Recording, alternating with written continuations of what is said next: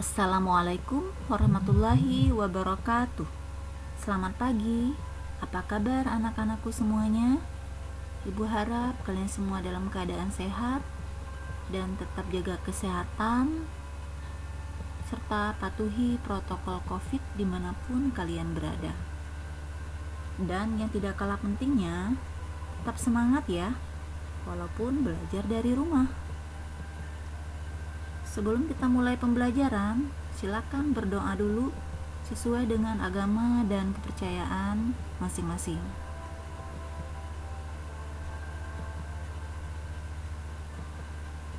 Silakan kalian persiapkan alat tulis dan ibu harap kalian mencatat hal atau materi yang penting. Kemudian buka buku paket IPA kelas 9-nya halaman 52 bab 2. Ibu harap kalian tetap fokus dan menyimak materi yang akan ibu sampaikan.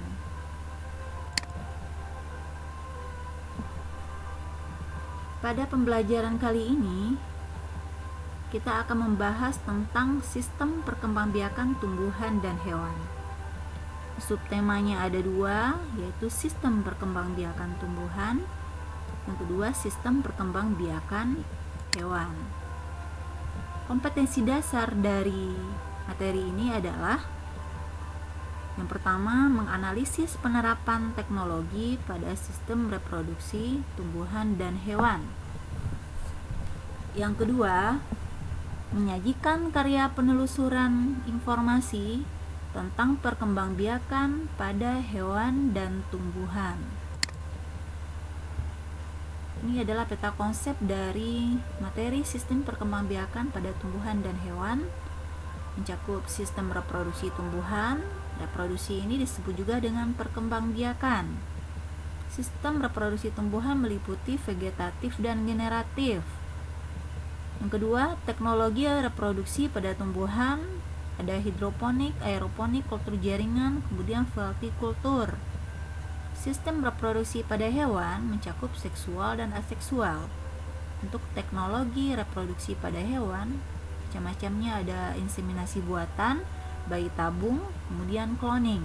Jadi ini akan kita bahas pada bab 2. Pada pembelajaran kali ini kita hanya akan membahas tentang sistem perkembangbiakan tumbuhan, khususnya tumbuhan Angiospermae. Ini adalah tujuan pembelajaran pada pertemuan pertama ini.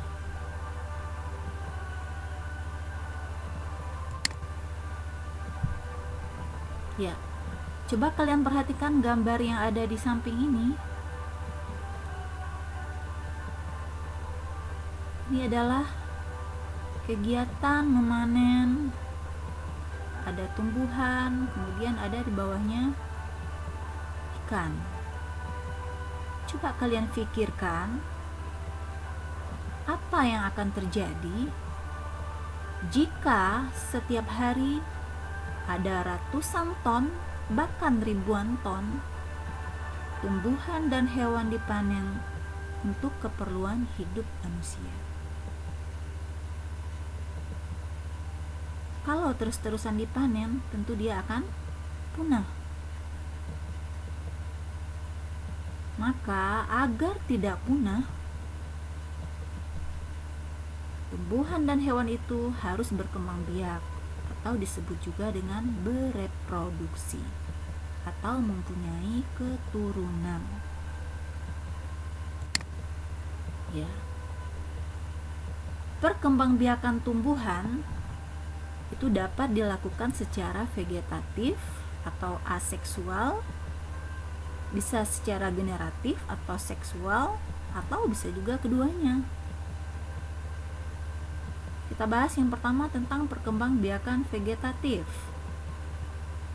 Pengertiannya adalah cara perkembangbiakan tanpa didahului oleh peleburan sel kelamin jantan dan betina. tetapi menggunakan bagian tumbuhan seperti akar, batang, daun. Perkembangbiakan vegetatif terbagi menjadi dua, ada yang alami, ada yang buatan. Untuk perkembangbiakan generatif, yaitu cara perkembangbiakan yang didahului oleh peleburan sel kelamin jantan dan sel kelamin betina. Ini melalui penyerbukan dan fertilisasi. Kita lanjut dengan perkembangbiakan pada tumbuhan Angiospermae. Angiospermae ini disebut juga dengan berbiji tertutup, yaitu tumbuhan yang memiliki ciri bakal bijinya berada di dalam bakal buah atau ovarium. Perhatikan gambar berikut. Yang di sebelah luar ini adalah bakal buah atau disebut juga dengan ovarium. Ini adalah bagian putik ya. Yang di sebelah dalam disebut dengan bakal biji atau ovul. Bakal biji ini dia akan berkembang menjadi biji. Bakal buah akan berkembang menjadi buah. Kita kenal dengan daging buah. Jadi kalau kamu memakan buah alpukat yang bijinya ini, asal muasalnya adalah bakal biji. Sedangkan yang dagingnya ini adalah asalnya dari bakal buah. Kita lanjut dengan perkembangbiakan tumbuhan Angiospermae yang pertama, yaitu vegetatif. Bagian dari vegetatif ada vegetatif alami, yaitu perkembangbiakan yang terjadi secara alami tanpa bantuan dari manusia.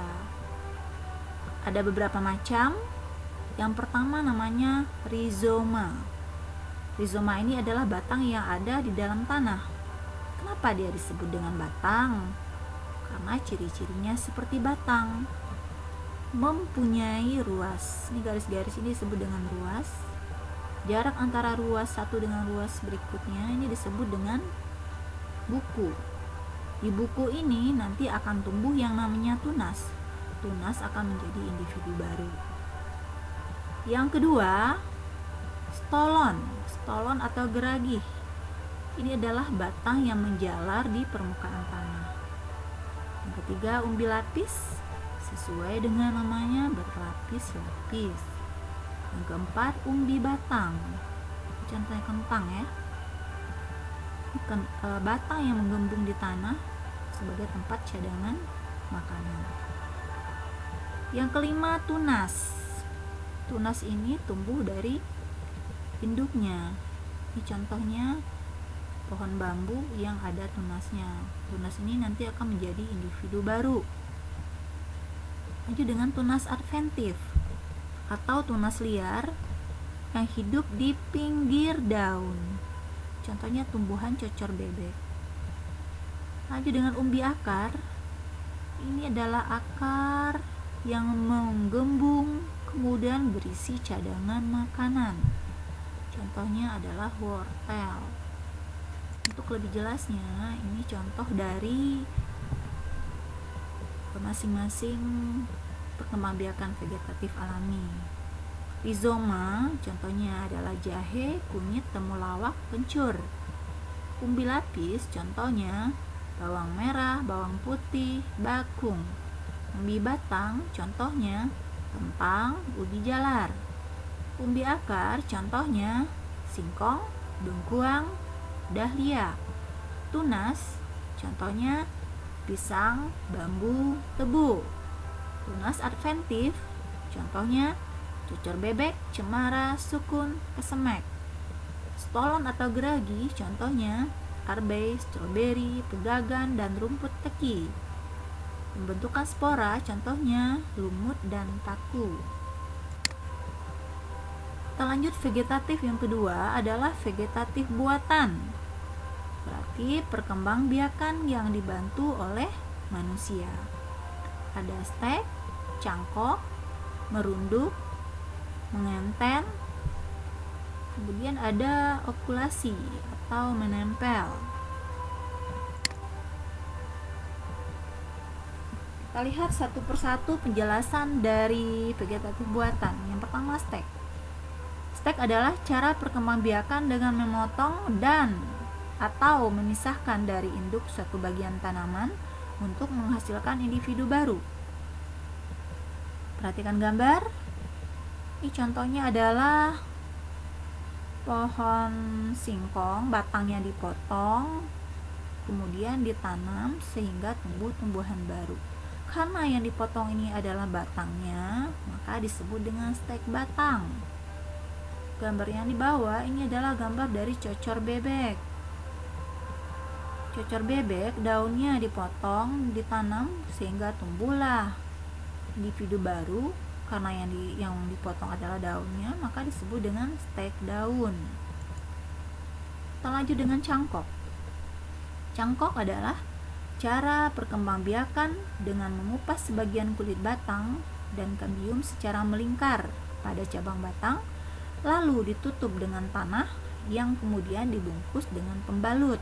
Pembalutnya bisa sabuk kelapa atau plastik. Setelah akar tumbuh, batang dipotong, kemudian ditanam. Ini langkahnya ya. Yang pertama, kita pilih dahan yang akan kita cangkok.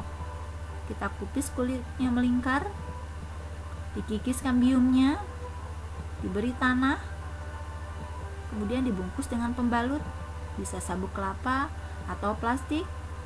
Setelah akarnya tumbuh, dahannya bisa dipotong, kemudian ditanam menjadi tanaman baru.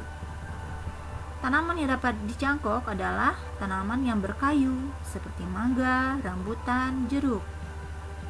Dan nanti, anak dari tanaman hasil cangkokan akan memiliki sifat yang sama dengan induknya. Kita lanjut dengan mengenten atau menyambung, yaitu cara perkembangbiakan dengan cara menyambung, yaitu dengan memotong suatu batang tanaman lalu disambung dengan batang tanaman lain yang sejenis tetapi berbeda sifat. Contohnya menyambung terong hijau dan terong ungu. Ini caranya. Kita siapkan batang bawah yang ukurannya lebih besar, kemudian kita belah batangnya. Kita siapkan batang atas yang ukurannya lebih kecil, disayat, ditipiskan lebih kurang 2,5 sampai 4 cm. Batang atas kita masukkan ke dalam batang bawah, kemudian diikat dengan tali.